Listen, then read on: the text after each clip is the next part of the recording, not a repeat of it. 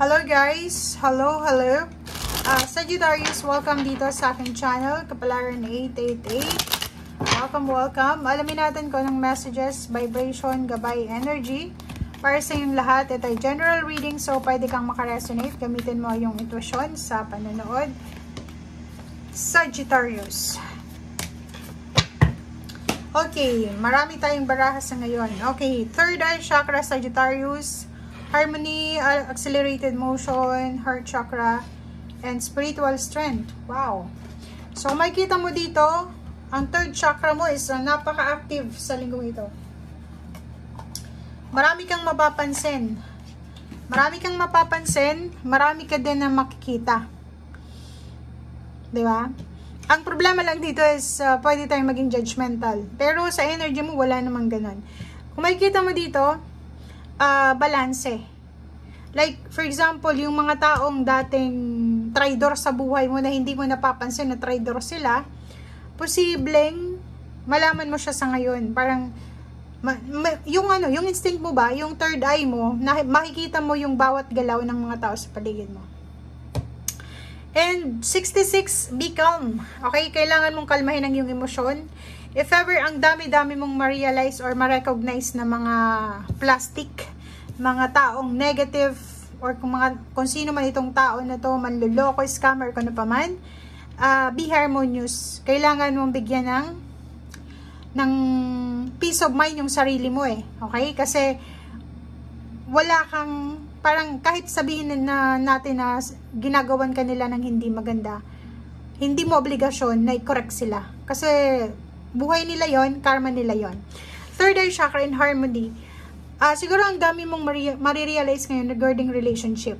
'Di ba? Parang siguro mas ma-appreciate mo yung karelasyon mo sa ngayon, or siguro mas lalo kang may love sa karelasyon mo ngayon, or siguro mas lalo mo siyang bibigyan ng oras, bibigyan ng pansin, or bibigyan ng pagpapahalaga. Yung appreciation ba? Spiritual strength, sinasabi ng Barasio dito na if ang problema mo ngayon is overthinking, overanalyzing regarding relationship, kasi nakikita natin dito guys, ang third eye chakra kasi minsan negative din siya, yung parang nag-spy ka sa karelasyon mo. If yung karelasyon mo nasa long distance relationship kayo, or malapit lang magkasama kayo, tapos yung parang tamang hinala ka. Yun yung negative dito sa third eye chakra is tamang hinala.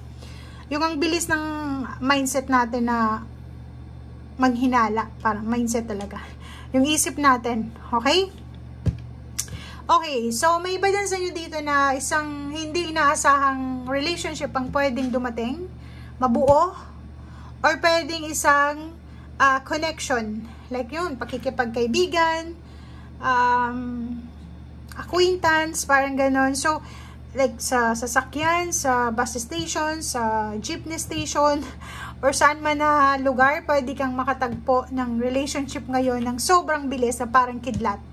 Okay, so if you're looking for a relationship guys, it's your time to shine. It's your time. Pero kung wala namang kailangan ng relasyon sa inyo, ignore nyo na lang. Okay, courage and financial. Wow! So, kung makikita mo dito, siguro unemployed ka sa ngayon, or siguro looking for a job or career. Sa baraha mo dito is kailangan mong magpakatatag, kailangan mong lakasan ng loob mo.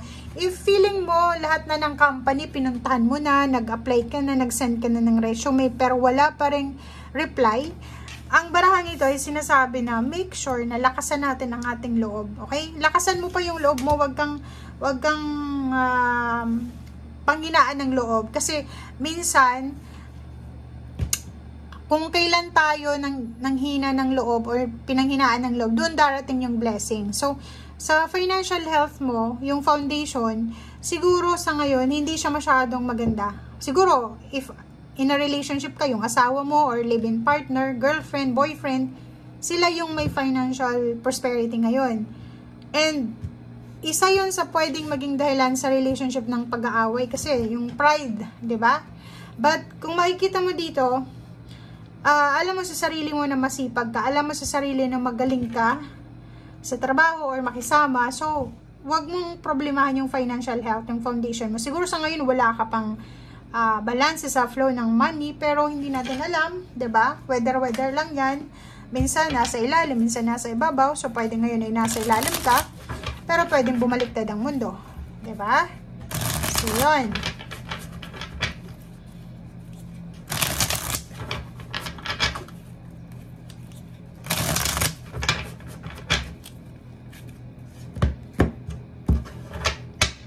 Okay, Scorpio siguro yung asawa mo or girlfriend, boyfriend. Sagittarius.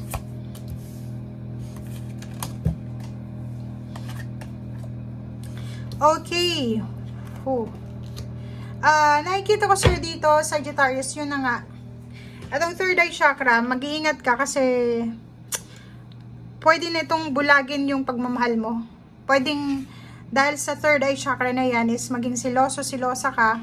Pag-isipan mo nang hindi maganda yung karelasyon mo and makaramdam ka ng pagod, pag-aaway, pwedeng may pag-aaway na maganap sa magkarelasyon. Nako. Meron ka ditong kailangan na bantayan. Bantayan mo yung emosyon mo.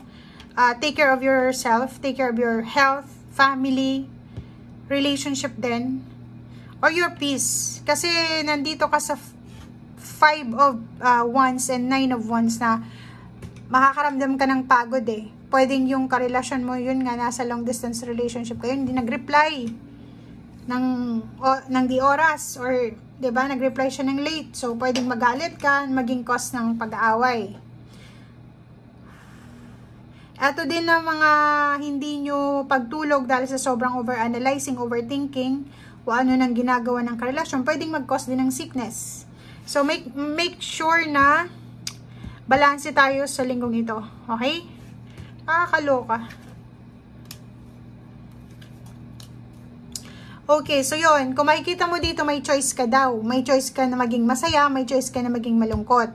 May choice ka na mag-prioritize sa pera, relationship, or sa sarili mo. Nakakaloka. Oh. Sabi ng baraha sa'yo dito, wag natin na gawin kung ano yung ginagawa natin sa nakaraan para hindi tayo magsisi sa bandang huli. Okay? Dito sa baraha mo, may choice ka na maging masaya, may choice ka na gawin yung tama. Wag kang magpadalos-dalos, lalo na sa relationship mo, wag kang tamang hinala. Meron ditong mga, may mga nakahang dito eh. May mga mag-ex, magkakarelasyon from the past na posibleng magkabalikan through internet or social media. Facebook yung pinakamalapit na source ng information dito.